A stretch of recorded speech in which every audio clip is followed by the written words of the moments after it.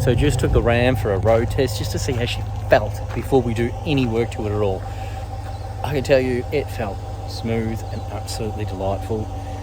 There's going to be a lot of questions like, do I like this over the 300? At the moment, yes.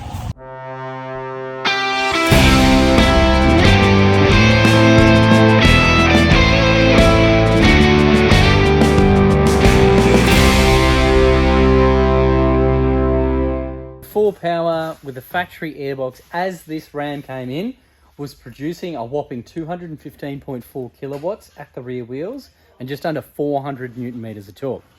Now we are hooking it up with the AFE cold air intake. This is a carbon fiber option just here, and this is the airbox here. And Rich is just going to do a back-to-back test. Throw it on. We're not touching any of the tune-up, and we're just going to check out the difference. Any more info? For a baseline, it is as it's come in. So battery wasn't disconnected, fuel trims haven't been reset. That's basically how we get a great baseline. Stick it on the dyno, don't do any modification, including disconnecting the battery, and just give it a run and see where we're at. Let's have a look at the size difference here. See if I can do an overhead. Look at that. That is huge. Yeah, that is massive. Volume-wise, enormous. Yeah, I can't believe the difference. You wanted to specifically talk about that as well? Yeah, yep, that is almost ridiculous when you compare the standard. Like, without getting out a vernier, I'm going to go 3.5 inch to 7. Yeah, it's quite large. All right. So, does this line up with the factory location? Yeah, this lines up exactly with the factory location. You know how big of a fan I'm about with AFE. Picks up the factory intake duct from behind the radiator as well. So no need to remove that, slots over the top. So not only have you got the extra surface area of the open air lid here, you've also got the intake duct behind the grill. How good's that? Flange with the body, so it's stepped in here, is actually 6 inches. That is huge. So you can say, I've got a 6 inch in. So it's a 6 inch inlet up from your 3 inch inlet. To give you an idea, that there on the factory airbox, that's 3 inch.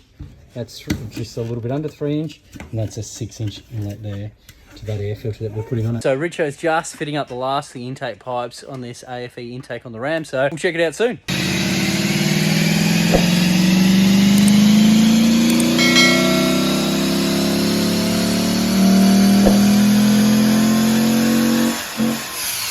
With Richo. Now, I did have to disappear for a little bit because you were doing so much testing.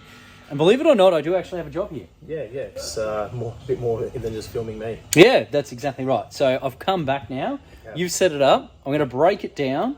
I'll try and ask all the questions everyone at home is thinking to try and make it as simple and as thorough as we can with explaining exactly what Rich has done here with the Ram and the air intake. Everything you just told me off camera, let's go. Yeah. All right, so we're going to start off with the basics.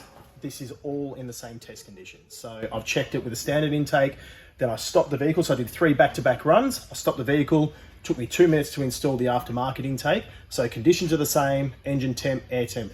Water temp was 98 degrees, air temp was 24 degrees. Throttle position is the same, back-to-back runs. No differences in any form of the atmospheric conditions that I did the runs in. Now, with the before run, with a standard intake, it made 214 kilowatts. That is an average. It made 213, 214, 215, right? 214 was the average, and it made 383 newton meters of torque. I then removed that airbox. I fitted the aftermarket AFE airbox. It made an average of 222, that being 224, 222, and 220. 222 is in the middle, and it made 405 newton meters, meaning that it picked up 8 kilowatts and 20 newton meters from the airbox alone. The throttle response is noticeably different, and also the induction noise is unrealistically loud. Probably the loudest of any induction noise I've heard on a car. All right, let's have a look at these dyno graphs. This is the average of both. Average of both, correct. Yep. So blue being the average with a standard airbox. Yep. Green being the average of the AFE airbox. Yeah, for sure. And what's that? That's like a 8 kilowatt. Yeah, percentage-wise, what is it, like 4% or something? 4%, yeah, even a bit less, 3%. Yeah, okay. Well, there you go. Yeah. So I wonder how this is now going to transpire, and I suppose everyone at home would too. Now, what's going to be like with the tune-up in there? Okay, I can see factory airbox sitting on the dyno fan. We've got the AFE one. We've got the Unichip. Laptop's being plugged in. You've called me up. Why am I here? We're done. Good. Cool. So I've got some results to go through. Yep. Perfect. I'm sure that across the, if you're up to this point in the video, you've seen what the before and after results were with just fitting the intake on a standard car.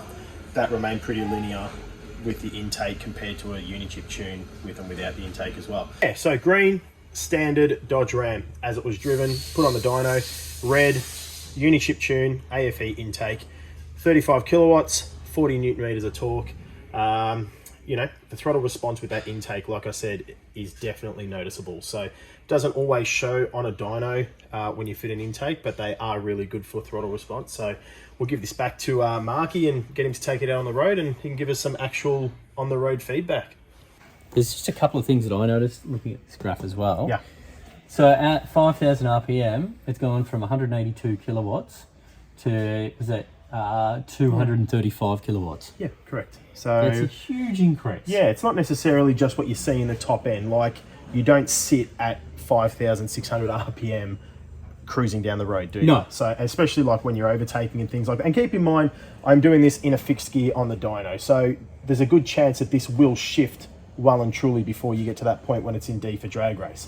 So focusing on the power increase and the torque increase in where you're actually going to use it. You're going to put your foot down to overtake. It's going to shift back a couple of gears and aim towards this area of the RPM.